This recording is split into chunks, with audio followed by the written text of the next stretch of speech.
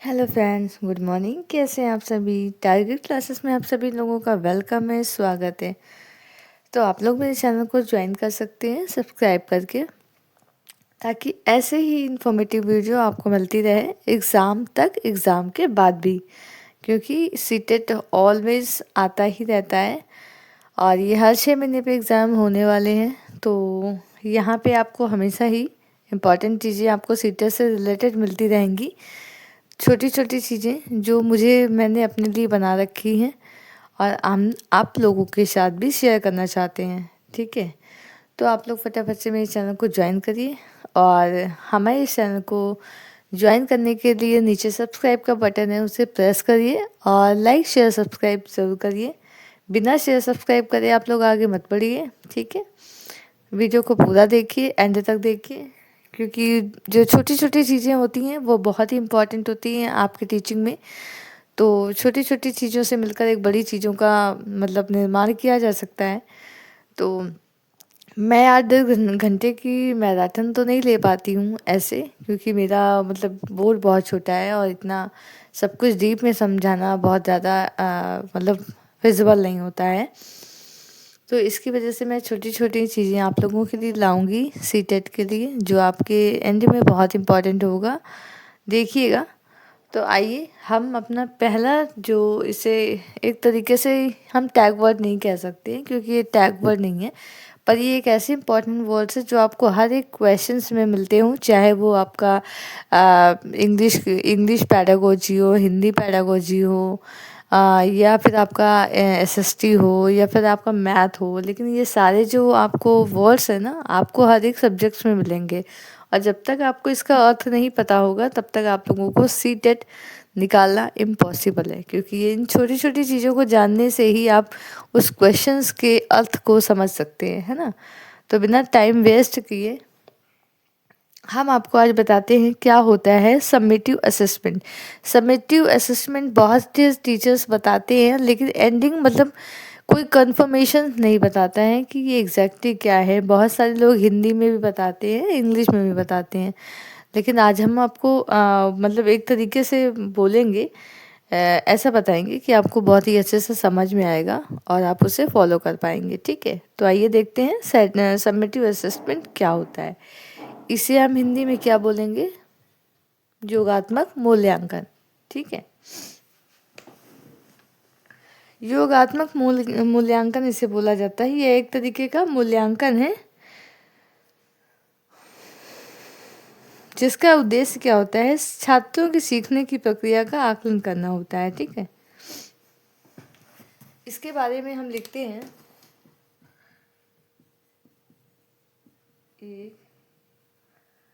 यह एक तरीके का मूल्यांकन है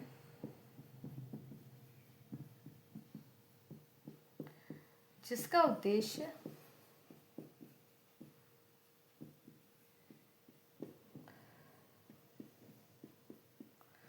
छात्रों की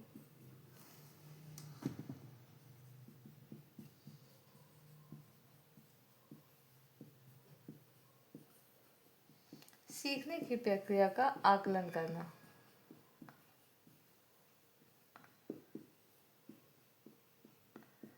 ठीक, फॉर एग्जाम्पल्स में आप बहुत अच्छे से समझेंगे इसको। जैसे आपका है एंड में जो आपकी परीक्षा होती है ना, एंड में परीक्षा होती है, एंडिंग एग्जामिनेशन, एंड में जो आपका एग्ज़ाम होता है वो, यह आपका एक हो जाएगा प्रोजेक्ट रिपोर्ट। ठीक, तो ये हमारा होता है समेटिव असेसमेंट। ये लास्ट में दिया जाता है, एंड में लिया जाता है, जब भी आपका अंतरिम परीक्षा होती है, या फिर लास्ट में आपको बच्चे जब आपको टीचर्स पढ़ा देते हैं, तो जिसका आकलन एकदम लास्ट में परीक्षा के अंत में लिया जाता है उसे हम समेटिव असेसमेंट कहते हैं। ठीक है, अब हम आगे सीखते हैं। अगर आपने स्क्रीनशॉट नहीं लिया है तो इसका ले लीजिए, क्योंकि और हम आगे ऐसे ही इम्पोर्टेंट वर्ड्स आपके लिए लेकर आए हैं कि क्या क्या होते हैं, क्यों आंसर में बहुत ज़्यादा परेशान करते हैं ये लोग। आपस में मिलते जुलते रहते हैं और बहुत सारा परेशान करते हैं। इसके लिए ये वर्ड्स आपके लिए हम लेकर आए हैं, ठीक है।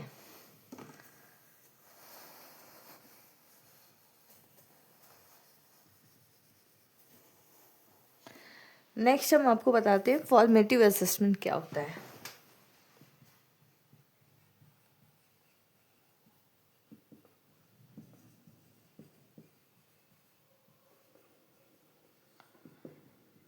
इसे क्या बोलते हैं? इसे बोलते हैं रचनात्मक मूल्यांकन।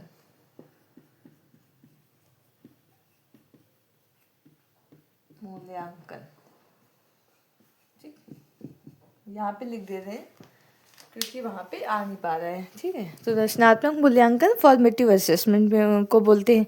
ये किस तरीके का असेसमेंट हो सकता है?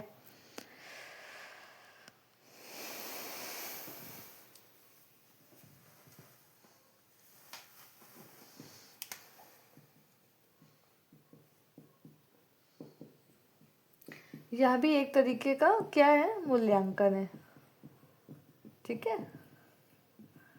मूल्यांकन है, ये भी एक तरीके का मूल्यांकन है जो कब किया जाता है?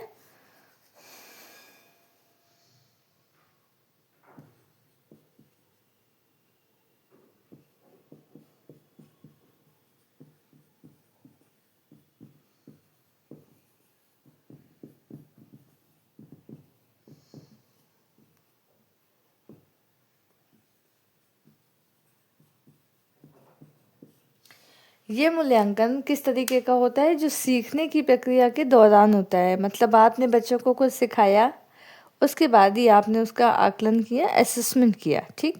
तो इसे ही हम बोल सकते हैं एग्जाम्पल। फॉर एग्जाम्पल आपको देते जाएंगे तो आपको बहुत ही ईजी लगेगा। जैसे आपने क्लास में कोई आपने वर्क करवाया है, ठीक है, और आपने उसे होमवर्क में दे दिया है, ठीक है। क्लास वर्क में आपने जो होमवर्क वर्क करवाया है उसे आपने होमवर्क में दे दिया, तो बच्चा सीखा होगा तो उसे कर लेगा फटाफट से, है ना। जैसे कि आपको इसमें आता है एक ग्रुप डिस्कशन भी आता है, डिस्कशन भी आता है, इसमें आपका ग्रुप डिस्कशन भी आता है, ठीक है। तो आपका क्लास वर्क का होमवर्क, जैसे आपने कोई चीज़ समझाई है उसे आपने तुरंत ही पूछने लग गए बच्चे से कि क्या होता है, ठीक है। तो ऐसे असेसमेंट को आप बोल सकते हैं फॉर्मेटिव असेसमेंट, ठीक। आ रहे हैं ना समझ में?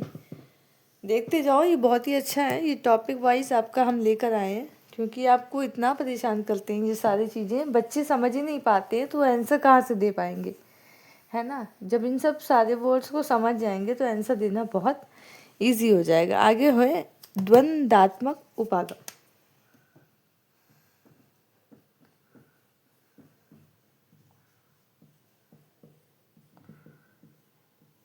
ये क्या होता है द्वंद्वात्मक उपागम?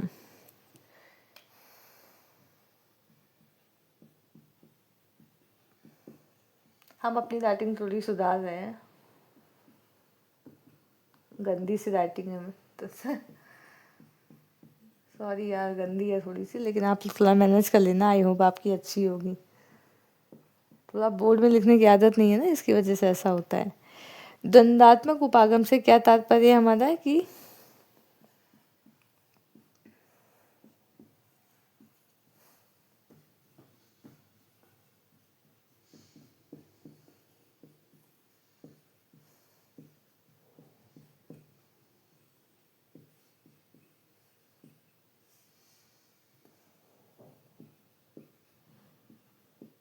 के रूप में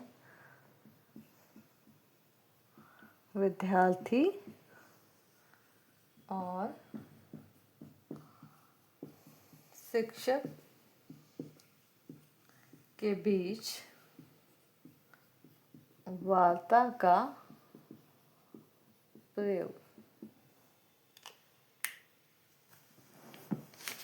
दिख रहा है ना? हाँ, तो आइए, द्वंद्वात्मक उपागम क्या होता है? तो द्वंद्वात्मक उपागम से तात्पर्य ज्ञान के विकास को मुख्य विधि के रूप में विद्यार्थी और शिक्षक के बीच वार्तालाप करना, है ना। जैसे शिक्षक कुछ पूछ रहा है, बच्चे उसका जवाब दे रहे हैं, ठीक। तो इसमें क्या होता है? द्वंद्वात्मक पैदा होता है बच्चों में, है ना। तो बच्चा अगर इस चीज़ को जो हमारे शिक्षक हैं उन लोगों को ये चाहिए कि एज मतलब तुरंत ही वो उस चीज़ का सॉल्यूशन निकाले, बच्चों को समझाने की कोशिश करें। ठीक, तो दोनों के बीच वार्ता होगी तभी पता चलेगा, है ना। बिना आप बात के नहीं पता चलेगा ना बच्चे ने कितना सीखा है और टीचर ने उसे कितना सिखा पाए हैं। ठीक है, तो इस तरीके की जो हमारी मतलब विधि है, उपागम है सीखने का, उसे क्या बोलते हैं हम, द्वंद्वात्मक उपागम।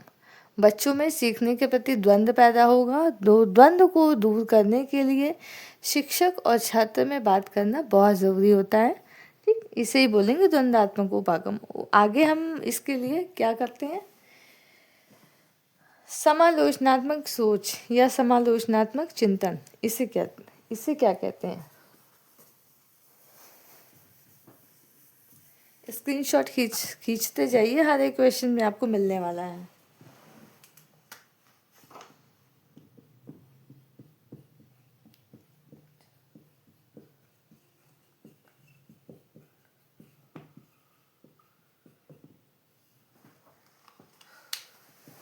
समालोचनात्मक चिंतन को हम क्रिटिकल थिंकिंग भी बोल सकते हैं। ठीक,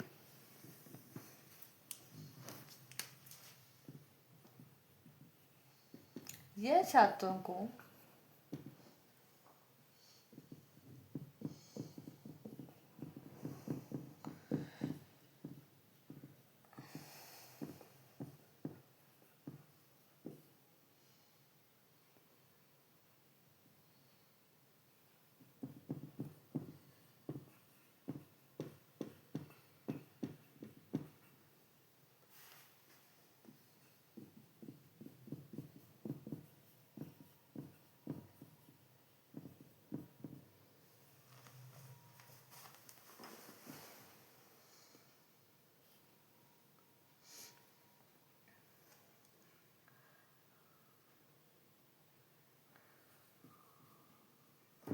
सॉरी सर, हम एग्जाम्पल लिख लेते हैं यहाँ पे।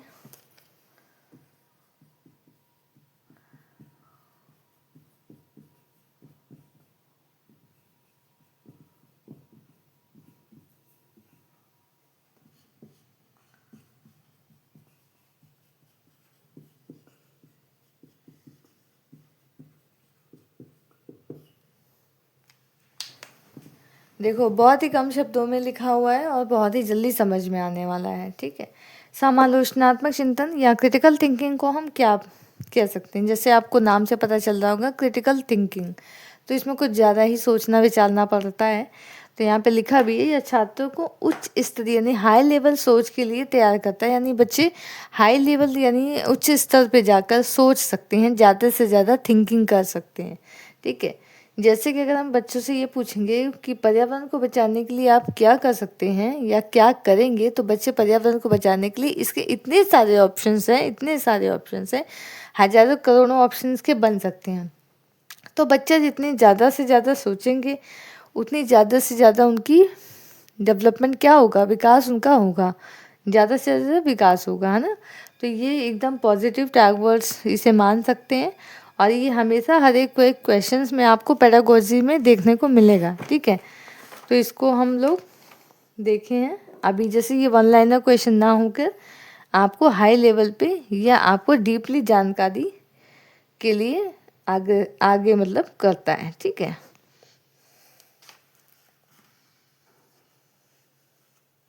अब हम आगे देखेंगे open ended questions.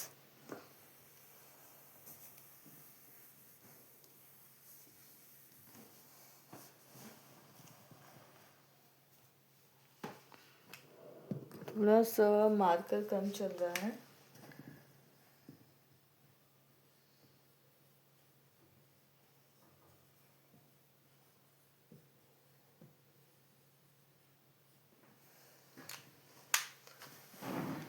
Open ended questions क्या होते हैं पता है आप लोगों को? आई होप पता होगा, बहुत सारे टीचर्स ने बताए होंगे, है ना।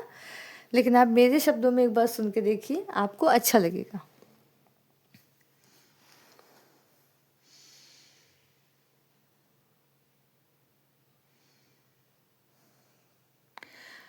इसको बोलते हैं खुले अंत वाले, मतलब खुले जैसे प्रश्न होते हैं, खुले अंत वाले प्रश्न। ठीक, इसे बोलते हैं खुले एंड वाले अंत वाले प्रश्न, ओपन एंडेड क्वेश्चंस को। इसका जवाब क्या होता है?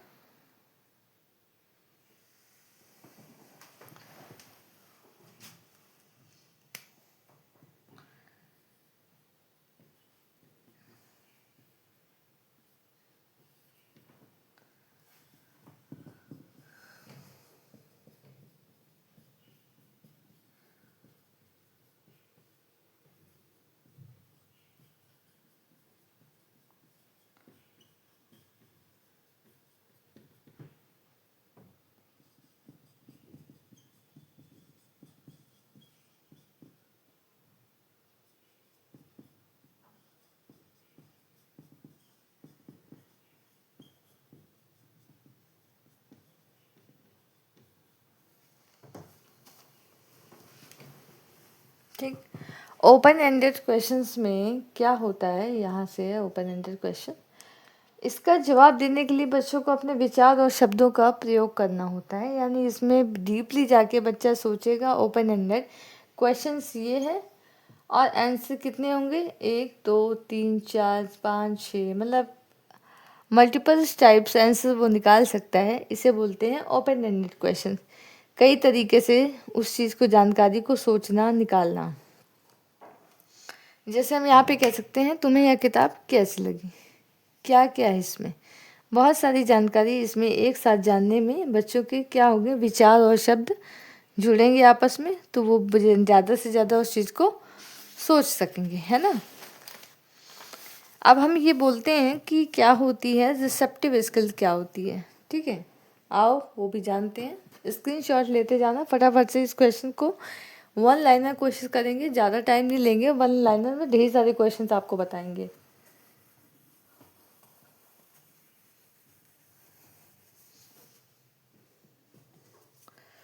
रिसेप्टिव स्किल्स, रिसेप्टिव स्किल्स क्या होती है?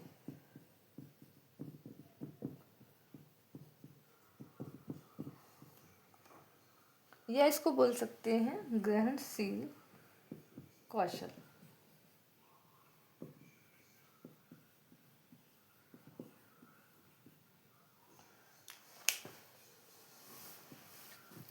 What is it? Receptive skill, इसे बोलते हैं ग्रहणशील कौशल। ठीक, अब रिसेप्टिव है, ग्रहण करना हुआ है, तो ग्रहण करने की कौन कौन सी क्षमताएं होती हैं हमारी। आप किससे ज़्यादा से ज़्यादा सुन सकते हैं, मतलब आप ग्रहण कर सकते हैं।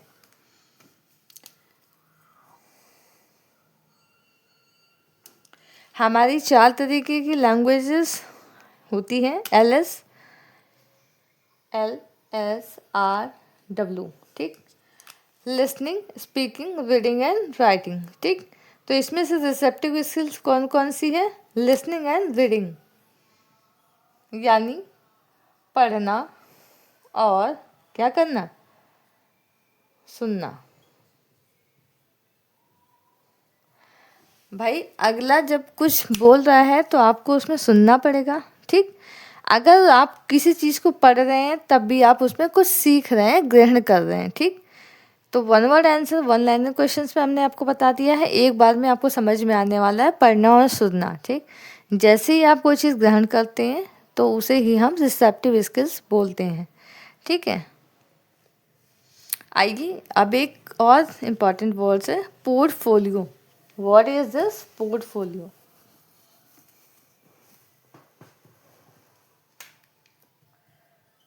पोर्टफोलियो, ठीक, हिंदी में इसे भी पोर्टफोलियो ही बोला जाता है। इसमें क्या होता है पोर्टफोलियो में?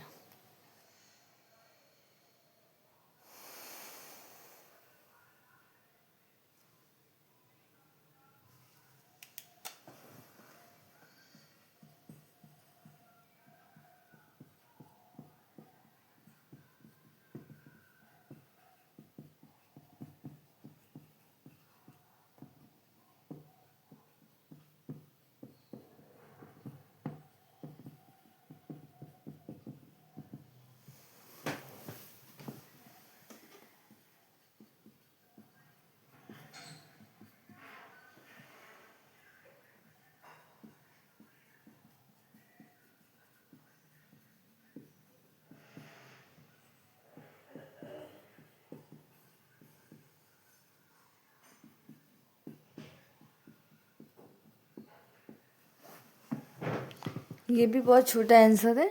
पोर्टफोलियो, पोर्टफोलियो एक निरंतर चलने वाली प्रक्रिया, ये लगातार चलने वाली प्रक्रिया है जो छात्रों की सीखने की प्रगति को दिखाता है कि छात्र ने कितना सीखा है और कितना नहीं सीखा है।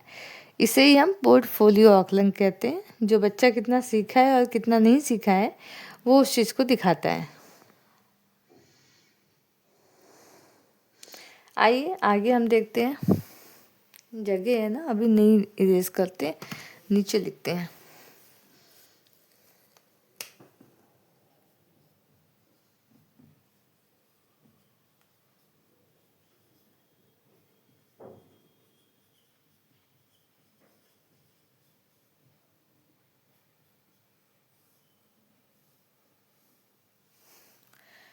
नेक्स्ट हमने लिख रखा है इंटीग्रेटेड लर्निंग स्किल। ये क्या होता है?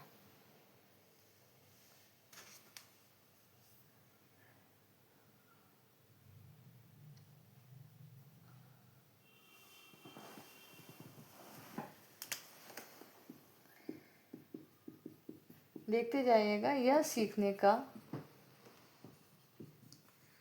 एक ऐसा तरीका है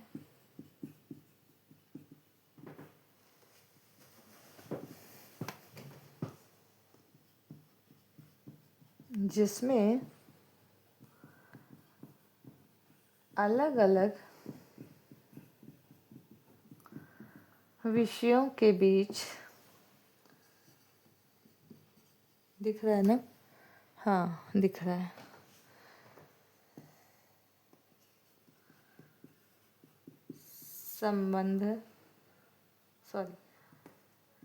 संबंध बनाकर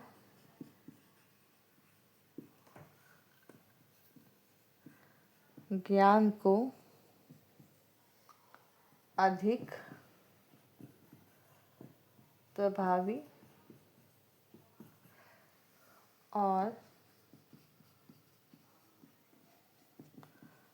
अर्थपूर्ण बनाया जाता है। ठीक, याद दिख रहा है कि नहीं? रुको रुको रुको रुको, शिट, नेक्स्ट वाला नहीं दिख रहा है। हाँ अब दिख रहा है। इंटीग्रेटेड लर्निंग स्किल्स क्या होती है? इंटीग्रेटेड लर्निंग स्किल्स यह सीखने का एक ऐसा तरीका है जिसमें अलग अलग विषयों के बीच संबंध बनाकर ज्ञान को अधिक प्रभावी और अर्थपूर्ण बनाया जाता है। भाई जब एक से ज़्यादा सब्जेक्ट मिलेंगे, उनको कोरिलेट करके आप पढ़ेंगे तो मानी सी बात है कि आपके ज्ञान को और आपका जो अर्थ है वो ज़्यादा से ज़्यादा प्रभावी होगा, ज़्यादा से ज़्यादा सीखने में, अंतःक्रिया करने में मदद मिलेगी। ठीक है, तो इंटीग्रेटेड लर्निंग स्किल्स हमारी यही है कि इसमें एक से ज़्यादा सब्जेक्ट्स को ऐड करके कोरिलेट करके पढ़ना होता है और इसमें एक दूसरे से संबंध बना कर के सब्जेक्ट्स का ज्ञान को और ज़्यादा प्रभावी बना के पढ़ाया जाता है। ठीक है, तो इसे बोलते हैं हम इंटीग्रेटेड लर्निंग स्किल्स। ठीक, बॉटम अप्रोच आपको पता है? Bottom up approach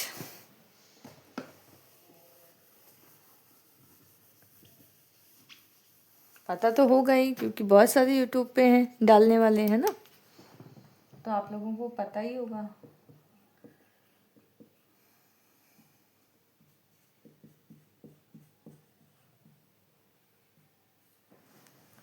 bottom up approach क्या होता है? बॉटम मतलब होता है नीचे से ऊपर की तरफ। ठीक, नीचे से ऊपर की तरफ सीखना, है ना। तो इस अप्रोच में पहले क्या सिखाया जाता है? पहले इस अप्रोच में पहले हमें क्या सिखाने को मिलता है? Sound, words and then sentence. ठीक, ज़्यादा इसमें उसके बाद आप सेंटेंस, स्पीच आप समझ सकते हैं। स्पीच,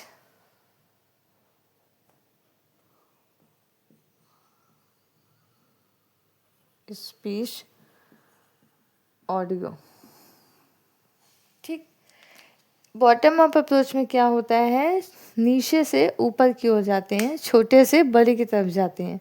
ठीक, तो बॉटम अप अप्रोच में सबसे पहले हम छोटी से छोटी ध्वनि का प्रयोग करते हैं, जैसे साउंड, शब्दों का, छोटे छोटे वर्णों का।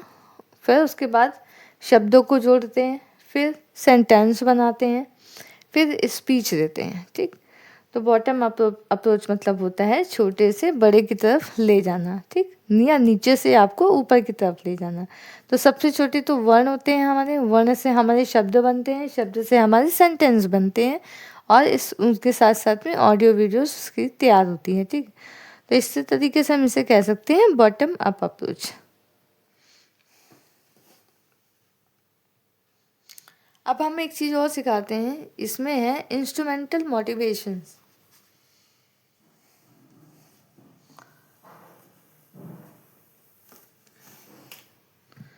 इंस्ट्रूमेंटल देखें चल रहा है कि नहीं।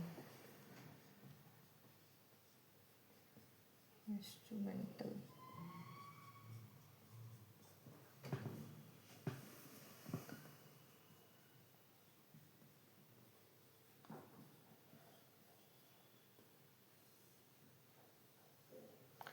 ये क्या होता है? इंस्ट्रूमेंटल मोटिवेशंस क्या होता है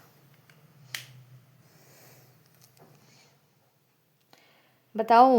इंस्ट्रूमेंटल मोटिवेशंस या यांत्रिक प्रेरणा के बारे में आप क्या जानते हैं? इसे हिंदी में यांत्रिक प्रेरणा भी बोलते हैं। ठीक है,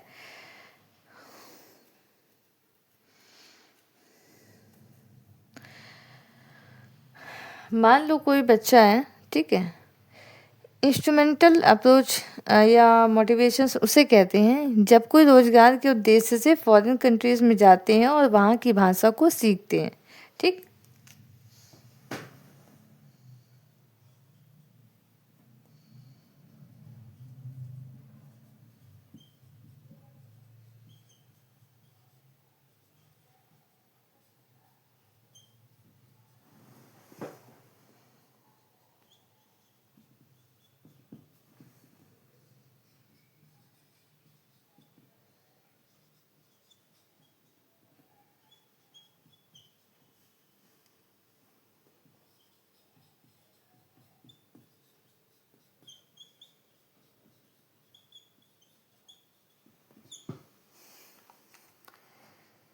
बहुत मोटा मोटा लिख रहा है ना, कोई बात नहीं, दिख तो रहा ही है। इसमें क्या होता है, जब इंडियंस होते हैं वो हमारे रोजगार के लिए, या फिर मान लो उन्हें कोई मतलब कॉलेज ज्वाइन करना है वहाँ का, तो वहाँ की जो फॉरेन हमारी लैंग्वेज होती है, वहाँ की जो मतलब मातृभाषा होती है, मदर टंग होती है, उसे जब बच्चे अपने में रिसेप्टिव करते हैं, ग्रहण करते हैं, तो वहाँ की जो भाषा को वो बच्चे सीखते हैं, उसी को हम बोलते हैं इंस्ट्रूमेंटल मोटिवेशंस। ठीक, या यांत्रिक प्रेरणा। ठीक, ये हो गया आपका इंस्ट्रूमेंटल मोटिवेशन।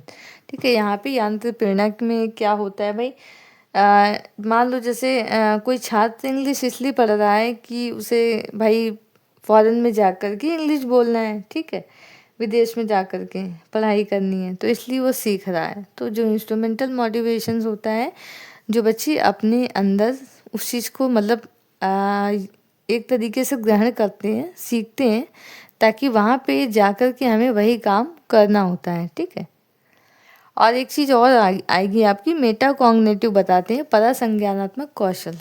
ठीक है, एक चीज़ और बता देते हैं, उसके बाद वीडियो एंड करते हैं।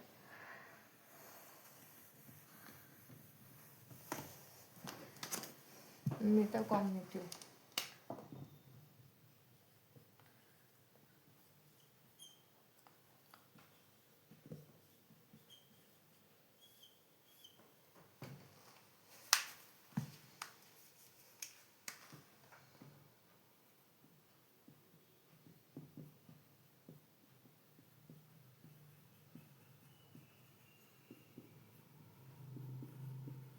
ये क्या होता है? किसी को पता है मेटा कॉग्निटिव या परासंज्ञानात्मक कौशल क्या होता है?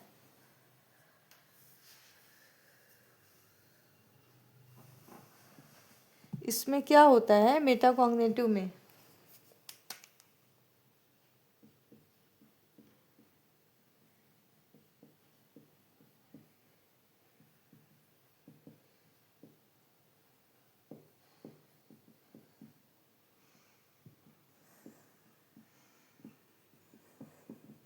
स्वयं के सीखने और सोचने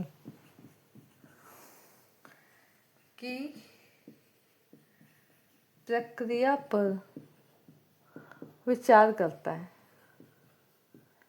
ये कहीं से कोई छपा नहीं है, ये मेरे अपने ही लैंग्वेज है, ठीक है। तो परसंज्ञानात्मक कौशल्स में क्या होता है, छात्र स्वयं के ही बारे में सोचता है, यानी मतलब अपने ही सोच के बारे में वो सोचता रहता है कि मैंने कोई चीज़ क्या गलत किया है, मैंने ये चीज़ सही की है या नहीं की है, वो कैसे होगा, ये कैसे होता है। जब एक व्यक्ति अपने ही बारे में, अपनी ही सोच के बारे में सोचता है तो वो उसे हम मेटा कॉग्निटिव स्किल्स बोलते हैं, ठीक है। अपने ही विचारों के बारे में विचार करना उसे बोलते हैं मेटा कॉग्निटिव, सीधे अर्थ में, ठीक है। अब यहाँ पे एक चीज़ और सीखते हैं, रेसिप्रोकल टीचिंग क्या होती है।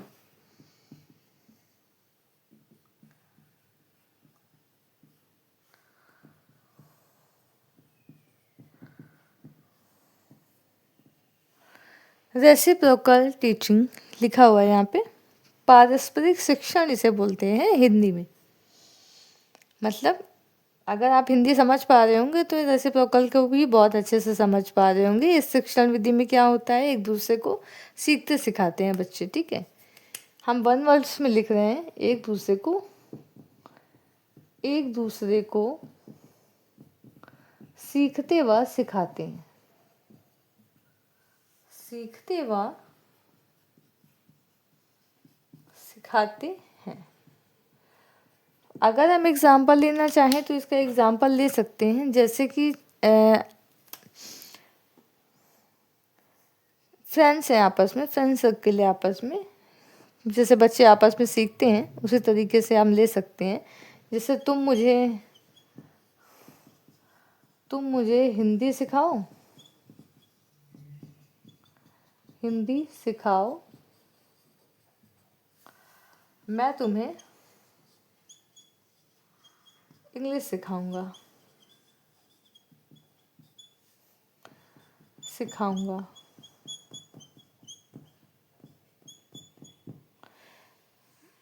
मेरे मार्कर की जान निकली जा रही है, कोई बात नहीं, मैं इसको कल इसका टॉनिक दे दूंगी तो इसकी जान नहीं निकलेगी। रेसिप्रोकल टीचिंग यही होती है, एक दूसरे के पारस्परिक शिक्षण, एक दूसरे को सीखना सिखाना, ठीक है। जैसे कि भाई कोई बच्चे हैं, वो कहता है तुम मुझे हिंदी सिखा दो, मैं तुम्हें इंग्लिश सिखा दूंगा, तो यही होता है हमारा रेसिप्रोकल टीचिंग। इसकी आगे की वीडियो आपको चाहिए तो प्लीज़ हमें बताइएगा। ऐसे अच्छे अच्छे वर्ड्स मैं आपके लिए ले आऊँगी जिससे आपको सीटेट निकलना बहुत ही ईजी हो जाएगा, है ना। तो चलिए अभी तक के लिए इतना ही। Thank you so much for watching.